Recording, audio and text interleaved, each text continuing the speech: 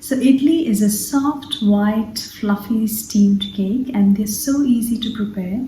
The batter can be made in advance and it stores well. So I generally use a batch the next day to make dosa, and I reserve another batch in the freezer.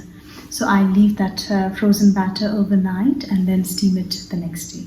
Idlis are made of rice and lentil. So Urad, the lentil, is a great source of protein. Idli batter goes through a fermentation process and then it is later steamed.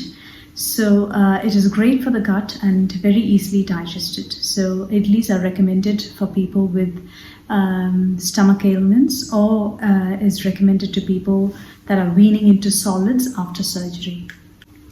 Idlis can be had with a variety of chutneys, sambar, or idli podi.